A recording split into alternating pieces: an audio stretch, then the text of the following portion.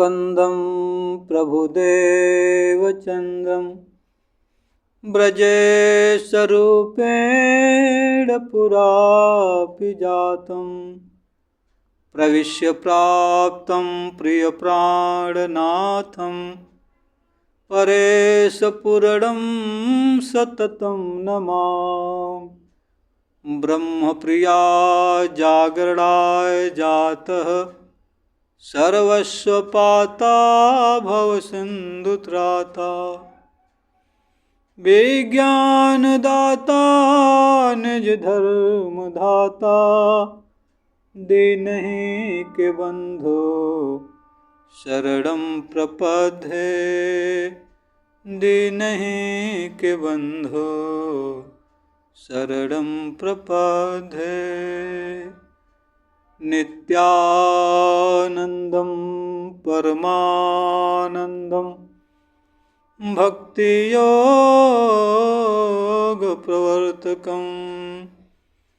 श्रीकृष्णं चिन्मयं नित्यं प्रणमामि पुनः पुनः नित्यं प्रणमामि पुनः पुनः।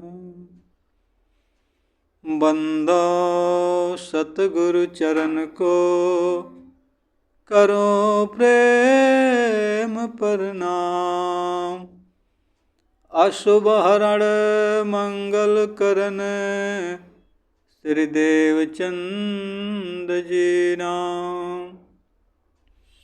श्री प्राणनाथ निज मूलपति श्री कृष्ण नाम सुनाम तेज कुंवर श्यामा जुगल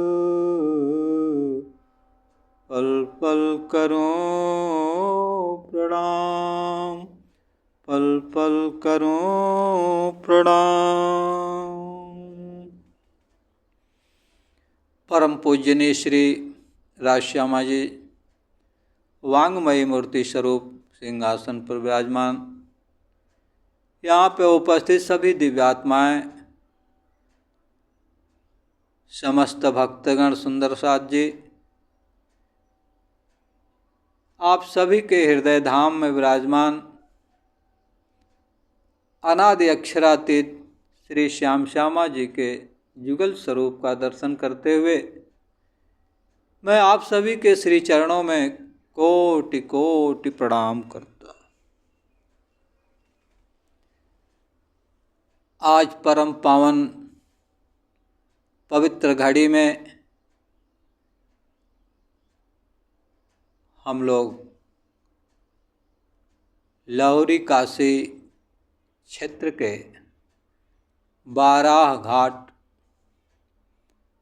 के समीप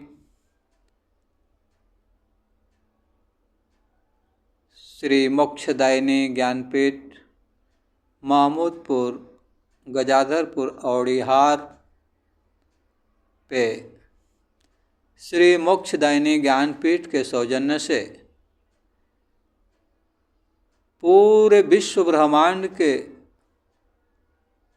जीवात्माओं के कल्याणार्थ स्वसम वेद तारतम वाणी कुल्यम स्वरूप साहब का अधिक से अधिक पारायण पाठ करने का एक कार्यक्रम चल रहा है, जिसमें यह 17वां पारायण पाठ है और आज 8वां दिन है। हम लोग इस पारायण पाठ में अधिक से अधिक सेवा का भाग लेकर के हम सभी लोग अपने जीवन को कृतार्थ करें। मानव तन पाने का जो मुख्य उद्देश्य है, मोक्ष की प्राप्ति, उस उद्देश्य की पूर्ति करें। आज मानव समाज में कलिकाल में बड़ी स्थिति भयावह बनी हुई है। चारों तरफ त्राहिमाम हो रहा है। कहीं किसी को शांति नहीं मिल रही है। सब लोग शांति के तलाश में जगह जगह शांति की खोज में निकले हैं और शांति का मार्ग भी सब लोग अलग अलग जगहों में अलग अलग ढंग से खोज रहे हैं। कोई देवी देवता की भक्ति करके जन धन की प्राप्ति कर शांति प्राप्त करना चाहता है। कोई सतलोक वैकुंठ धाम की भगवान विष्णु की भक्ति करके वैकुंठ धाम को प्राप्त करना चाहता है। कोई सत्पुरुष की भक्ति करके परम पद को प्राप्त करना चाहता है और कोई परम पुरुष पूर्ण ब्रह्म परमात्मा अनादि अक्षरातीत की भक्ति कर परम धाम की प्राप्ति करना चाहता है।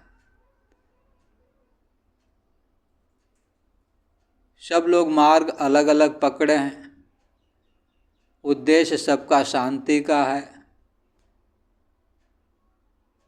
तो शांति मोक्ष मुक्ति इन सभी में बहुत अंतर है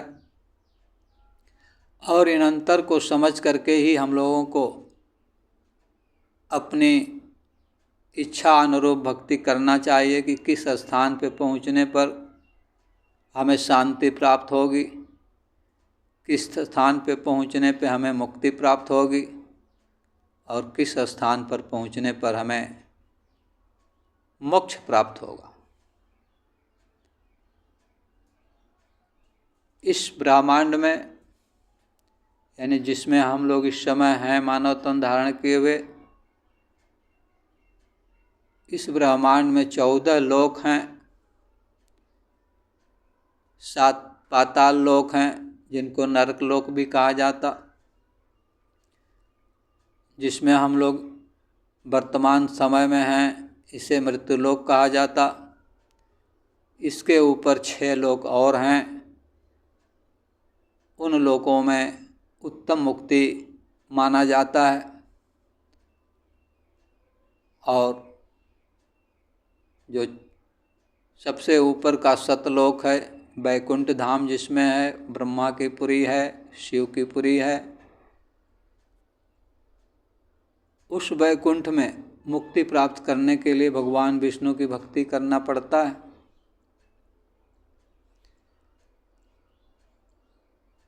और जो लोग शांति चाहते हैं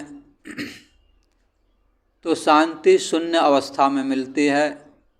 तो जो लोग निरंजन की भक्ति कर शून्य में पहुँचने का प्रयास करेंगे या पहुँचेंगे तो उनको शांति मिलेगी।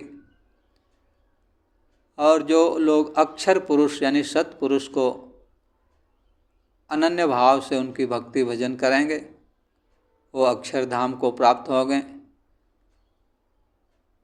वहाँ जाने के बाद भी आपको इस संसार में कोई व्यवस्था बिगड़ती है तो यहाँ लोगों को समझाने के लिए, उपदेश देने के लिए, धर्म के मार्ग पर चलने के लिए समय समय पर आना पड़ सकता है।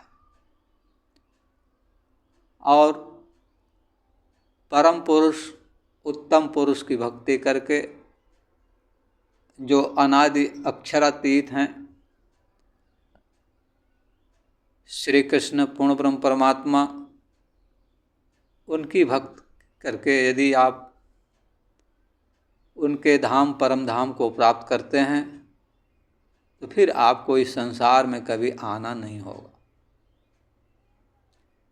ये जो 14 लोक का ब्रह्मांड है, ऐसे ऐसे करोड़ों ब्रह्मांड हैं और ये ब्रह्मांड करोड़ों ब्रह्मांड अक्षर ब्रह्म के पलक झपकने यानी निमिष मात्र में बन जाते हैं और बिगड़ जाते हैं, उनका प्रलय हो जाता है। वैकुंठ धाम भी महाप्रलय में प्रलय हो जाता है। इसका प्रमाण आपको शास्त्रों में मिल जाएंगे। श्रीमद् भागवत पुराण में आप महाप्रलय सृष्टि रचना का जो अध्याय है उसका अध्ययन करें। उसमें कौन से लोग किस प्रलय में प्रलय हो जाते हैं और प्रलय होकर के फिर कहाँ विलीन होते हैं, ये सारा वृत्तांत जो है आपको मिल जाएगा। हम लोग भक्ति तो करते हैं, लेकिन थोड़ी सी समझ न होने के कारण हम लोगों का सारा समय जो है ऐसे फल को प्राप्त करने में लग जाता है जिसका हमें जीवन में कुछ ही दिनों तक लाभ मिल पाता है। फिर हम लोगों को जन्म मरण के चक्कर में आना पड़ता है। जैसे हम लोगों की भक्ति का जो मार्ग है, सब लोग अलग अलग नाम जाप करते हैं, सब लोग अलग अलग काम करते हैं, लेकिन इच्छा सबको मोक्ष की होती है। लेकिन मोक्ष को प्राप्त करने के लिए हम लोगों को कौन सा मार्ग मोक्ष तक पहुंचाएगा, इसका चुनाव करना, उसकी जानकारी लेना आवश्यक है। जैसे इस संसार में शिक्षा के लिए बहुत से विद्यालय बने हुए हैं। किसी भी एक विद्यालय का ही उदाहरण हम लोग ले लें। उस विद्यालय में जितने भी छात्र पढ़ते हैं उनका ड्रेस कोड एक होता है। बाहर से देखने में एक सा ही लगते हैं, लेकिन जब बच्चे अपनी अपनी कक्षा में प्रवेश करते हैं और अपनी अपनी कक्षा में उनका अलग अलग विषय होता है, उन विषयों के अनुसार पढ़ाई करते हैं और जो जिस विषय को पढ़ता है उसी की परीक्षा देता है और पास होने पर उसी हिसाब से उसको नौकरी विभाग में मिलती है। जैसे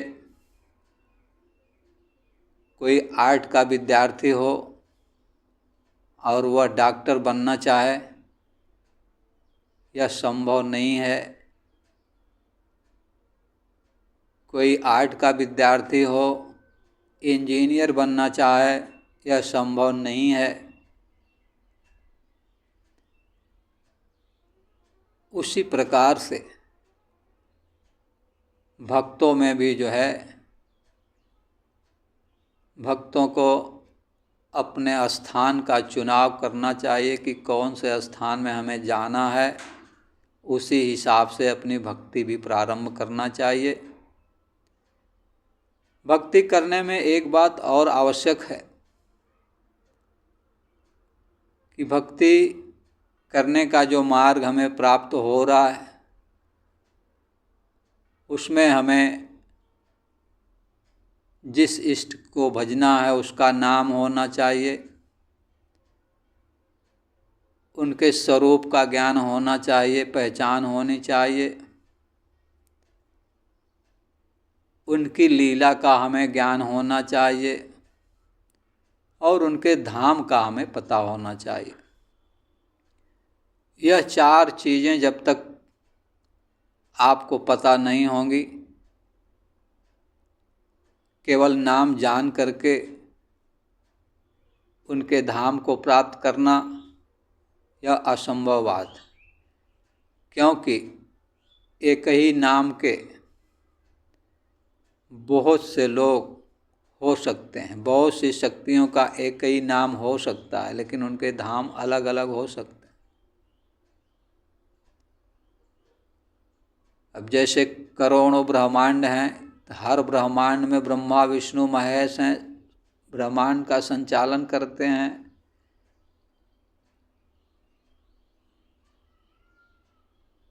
हजारों महाविष्णु हैं, तो हजारों महाविष्णु एक ही ब्रह्मांड में नहीं होते होंगे। किस ब्रह्मांड के किस महाविष्णु को, किस ब्रह्मांड के किस विष्णु को आप भज रहे हैं? केवल आप विष्णु विष्णु कर रहे हैं या महादेव महादेव कर रहे हैं? तो आप किस ब्रह्मांड के महादेव को याद कर रहे हैं, यह तो ज्ञान होना ही चाहिए कि मैं किसको पुकार रहा हूँ, वही आएगा। कुछ लोग कहेंगे कि हजारों महाविष्णु कहाँ से आ गए?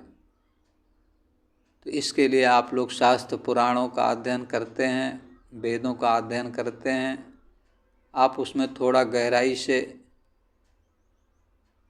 अध्ययन करें, ये सारी बातों का आपको प्रमाण मिल जाएंगे।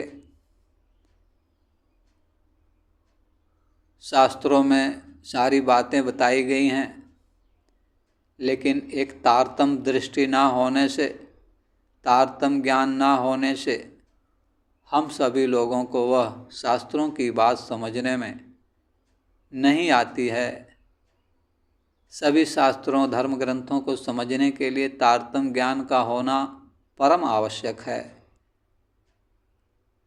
बगैर तारतम्य ज्ञान के शास्त्रों को समझना नामुमकिन है। स्वामी प्राणनाथ जी कह रहे हैं कि जिन जानो शास्त्रों में नहीं, शास्त्रों में है सब कुछ। जीव सृष्टि क्या जाने, जिनकी अकल है तुच्छ। तो इस संसार में 3 प्रकार की सृष्टि हैं, 3 प्रकार के चेतन हैं। शरीर तो मनुष्य का ही है, लेकिन इन शरीर में 3 धाम से आए हुए चेतन हैं। इस बार के इस खेल में एक चेतन को जीव सृष्टि का चेतन कहा जाता,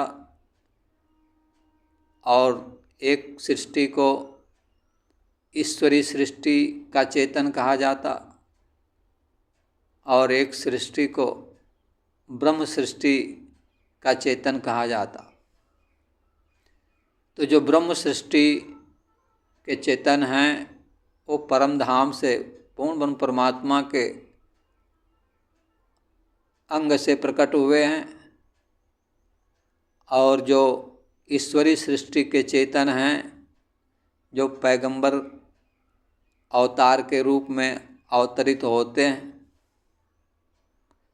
वो अक्षर ब्रह्म के अंग से, उनके अंग के चेतन हैं, उनको ईश्वरी सृष्टि कहा गया।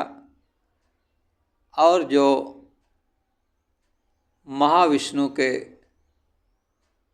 कुन्न कहने से जो चेतन प्रकट हुए, उनको जीव सृष्टि का चेतन कहा जाता है।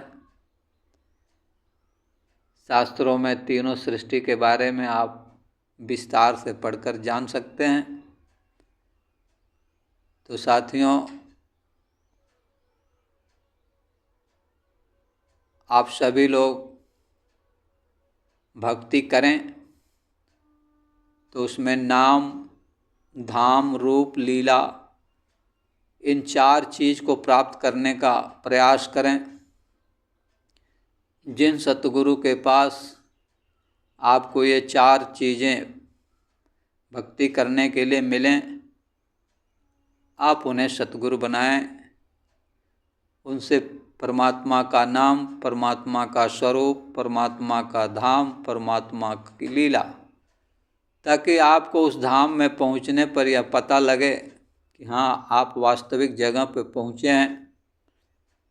जैसे इस संसार में ही हम लोगों को किसी के पास जाना हो तो उसमें हमें उस व्यक्ति का नाम, उनके गांव का नाम, उनकी लीला यानी वो क्या करते हैं, इन सब चीज़ों का पता होना आवश्यक है। अब तो लोग मोबाइल नंबर भी ले लेना ही उचित समझते हैं, क्योंकि उससे आसानी से पहुंच जाते हैं। और बगैर नाम रूप लीला धाम के जाएंगे, केवल नाम से जाएंगे, उस गांव में कई लोग उस नाम के होंगे। हो सकता है कई गांव में कई उसी नाम के कई लोग हों। तो हमारे कहने का भाव यह है कि हमें जिसे प्राप्त करना है, हम उनके नाम को जानें, उनके धाम को जानें, उनके धाम में कौन कौन सी लीलाएं होती हैं उसको जानें, और उनका स्वरूप कैसा है यह जानें। इतनी बातें जानने पर आप खोजते हुए जब निकलेंगे तो ज्यों ही वह स्वरूप आपके सामने प्रकट होगा, आप उस धाम की लीला को देखेंगे। आपको वह लीला देखने पर ही पहचान हो जाएगी कि हाँ, मैं जहाँ जाना चाहता था गांव का नाम यही है, उस मालिक का नाम भी यही है, उसका स्वरूप भी यही है और उसकी लीला भी यही है। इस तरह से इस प्रमाण से आप मिलान करके अपने इष्ट के सही स्वरूप नाम धाम का पहचान कर सकते हैं, उनको प्राप्त कर सकते हैं। हम आप सभी से प्रार्थना करते हैं कि आप लोग इस विषय पे ध्यान अवश्य रखेंगे, जिससे आपके भक्ति करने में जो समय जा रहा है वह निष्फल ना हो। जिस उद्देश्य की प्राप्ति करने के लिए आप निकले हैं उस उद्देश्य की प्राप्ति हो आपको। इस मंगलमय कामना के साथ मैं आज की चर्चा यहीं विराम करता हूँ। बोलिए श्री प्राणनाथ प्यारे की जय, सतगुरु महाराज की जय, आनंद कंद श्री कृष्ण चंद की जय, श्री 5 नौतनपुरी धाम की जय, श्री 5 महामंगलपुरी धाम की जय, श्री 5 पद्मावतपुरी धाम की जय, श्री मोक्षदायिनी